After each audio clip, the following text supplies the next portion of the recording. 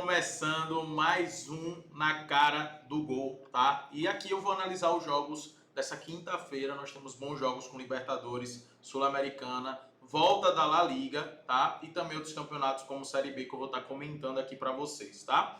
Vamos embora, tem muitos jogos durante toda a semana, todos os dias eu estou lançando Na Cara do Gol aqui para vocês com os melhores jogos do dia, então já se inscreve aqui no canal, liga as notificações para sempre quando eu postar, sempre no dia anterior, você já tem logo acesso às análises, assistir o vídeo, fazer suas apostas baseado nessas análises que eu estou fazendo, minha assertividade é muito alta, é só você olhar, se você começar a acompanhar você vai ver, quem me acompanha há muito tempo já sabe.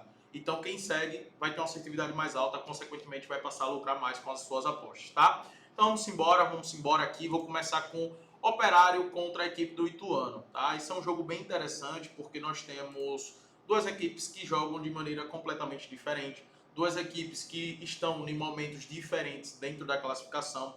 O Operário aqui é o oitavo colocado com 19 jogos, 8 vitórias, 5 empates e 6 derrotas, 29 pontos. A diferença para o América, que tem 20 jogos, se eles vencerem esse jogo aqui, cai para apenas um ponto, né? Fica apenas um ponto aqui do G4.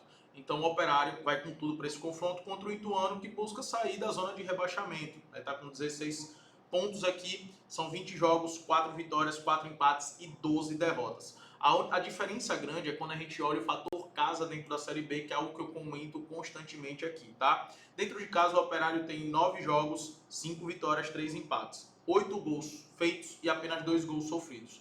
Dentro de casa, o Operário tem a melhor defesa do campeonato. A melhor disparada, só tomou 2 gols. E uma das melhores defesas, se não a melhor, deixa eu só confirmar aqui, sim, é a melhor defesa do campeonato. Então, vale a pena estar sempre de olho no Operário, dentro de casa principalmente. Já fora de casa, o Ituano é a pior equipe. São 9 jogos, 0 vitórias, 1 empate e 8 derrotas. 22 gols sofridos e apenas 8 gols feitos. Então, assim, eu gosto sim de estar de olho nessa vitória do Operário. Para mim, essa cotação está uma cotação muito boa. Eu já falei aqui anteriormente que sempre que o Ituano estiver jogando fora de casa, contra uma das equipes que está lá na parte de cima da tabela, eu estarei contra o Ituano e eu gosto sim dessa vitória, tá? Para quem quer algo mais seguro, eu gosto do gol do Ituano, do gol do Ituano não, tá? Do gol do Operário, né, nesse confronto. Eu gosto de olhar para o gol do Operário e para o Ituano não fazer 2 gols nessa partida, tá? Como eu falei, o Operário só tomou 2 gols dentro de casa. Então não acredito que vai tomar 2 gols da pior equipe do campeonato. Então eu gosto dessas opções, são opções mais seguras, mas a opção da vitória do Operário também é uma boa, tá? É uma boa, sem sombra de dúvidas. Pela Libertadores nós temos 2 jogos, Nacional contra São Paulo e Flamengo contra o Bolívar. Galera, o Nacional é uma equipe muito tradicional, mas eu vejo o São Paulo superior, tá? Eu vejo o São Paulo melhor.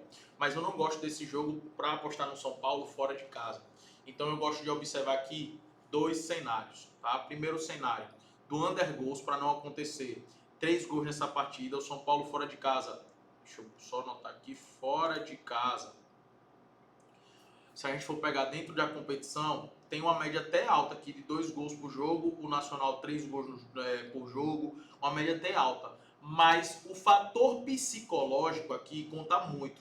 Ou seja, o Nacional não vai querer perder o jogo dentro de casa, né? Vai querer sair com resultado. E o São Paulo também não vai querer sair com resultado negativo. O empate aqui para o São Paulo é um bom negócio, não é um negócio ruim.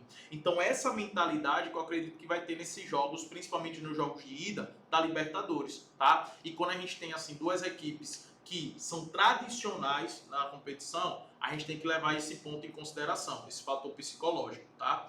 Então eu gosto do under 3,5, ou seja, do abaixo de 3,5. Deixa eu ver se tem aqui pra gente ver a cotação que tá pagando. Que é 2,5, 3,5 vai estar pagando muito pouco, né? Não vale tanta pena, tá pagando 1,18. O under 2,5 seria algo bem arriscado. Mas eu gosto do algo empate São Paulo. Aqui o empate não tem aposta, para mim é arriscado. Para mim empate São Paulo também pode ser uma boa, tá? Já o jogo do Flamengo contra a equipe do Bolívar já é um jogo que é diferente. É um jogo onde a gente tem uma superioridade muito grande da equipe do Flamengo contra o Bolívar. Individualmente, tecnicamente, o Flamengo é muito superior. O Bolívar só chegou até aqui por conta do fator casa, né? Que na altitude, mais de 3.000 metros de altitude, que isso acaba favorecendo demais as equipes bolivianas, né, como o Alls Red, como o Bolívar, The Strongest, LDU, né? Então, assim, o Bolívar leva muito em consideração esse ponto.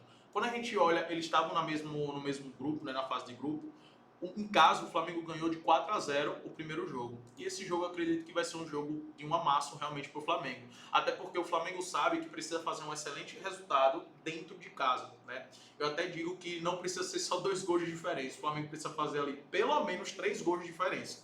É o que eu vejo para esse confronto. Porque lá na casa do Bolívar é muito complicado. O Flamengo, na fase de grupos contra o Bolívar, entrou com um time misto, mas para reserva, né? Poupou vários jogadores. Perdeu por 2-1, mas foi um amasso verdadeiro do Bolívar. O Bolívar amassou o Flamengo na altitude, tá? Os jogadores sentiram bastante. Ah, mas era um jogador misto, tal. Mas vai sentir, cara. É muito complicado jogar lá. Então o fator casa aqui é muito relevante. Eu gosto de olhar para a vitória do Flamengo no primeiro tempo, para mim é uma boa opção, junto com o acima de 1,5. E é inclusive uma bet que eu deixo para vocês, acima de 1,5 mais a vitória no primeiro tempo do Flamengo, tá? Vai estar pagando ali por volta de 1,50, 1,55.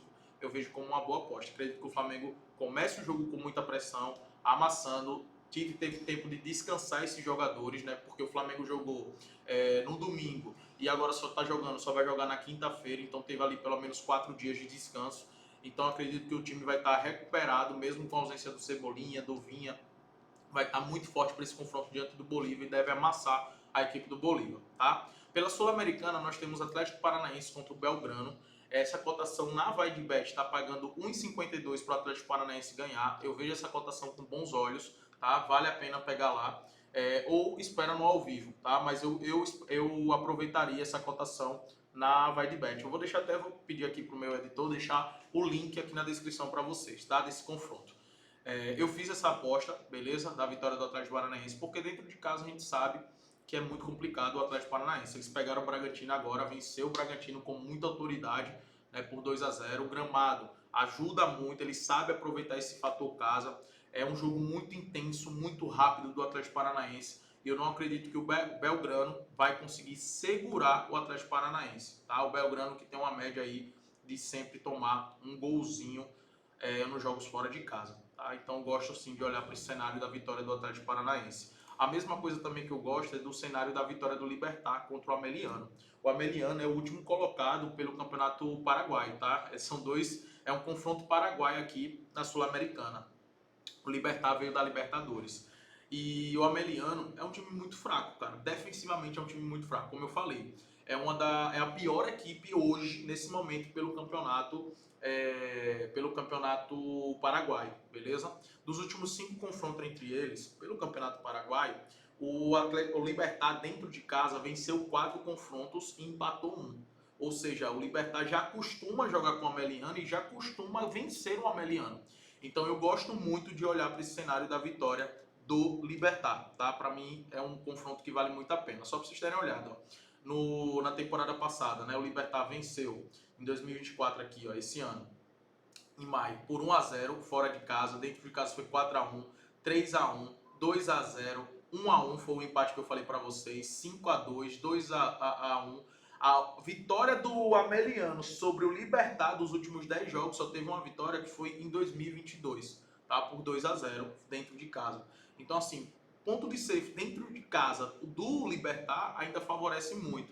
E essa vitória do Libertad aqui na Vai de Bet está pagando 1,50, está pagando mais do que a Bet 365 que está pagando em 45. Então vale a pena fazer essa aposta na Vai de Bet, tá pagando 1,50, que para mim é uma odds ali excelente para a gente poder apostar.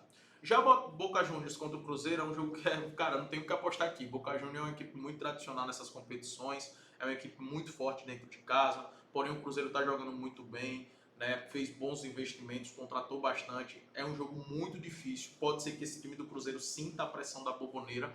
Então é um jogo para a gente levar para o ao vivo e tomar a melhor decisão no live, beleza?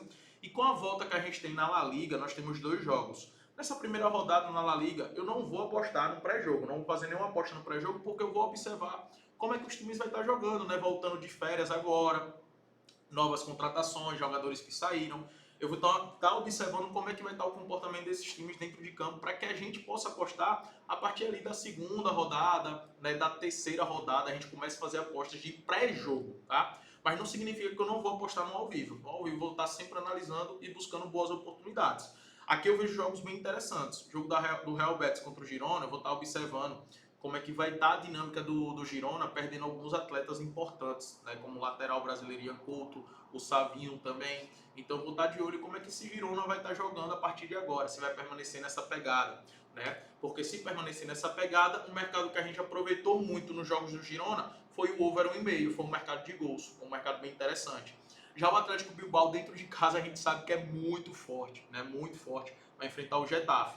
E, cara, dentro de casa, eu vou olhar sempre para a vitória do Atlético Bilbao, que conseguiu segurar o Nico Williams depois de tantas propostas investidas ali do Barcelona, né? Então, é um time muito forte, é um time bem entrosado, e vai jogar contra uma equipe frágil. Mas eu não sei como é que vai estar o comportamento, eu não sei como é que vai estar fisicamente os atletas. Eu não acompanhei essas equipes na pré-temporada, então é um jogo que eu vou levar para o ao vivo e no ao vivo eu vou analisar essa possível vitória do Atlético Bilbao, até para pegar uma cotação melhor, porque em 48 não dá para a gente poder apostar no pré-jogo, né? Então é um jogo para a gente levar para o ao vivo, analisar e buscar até uma cotação melhor, beleza?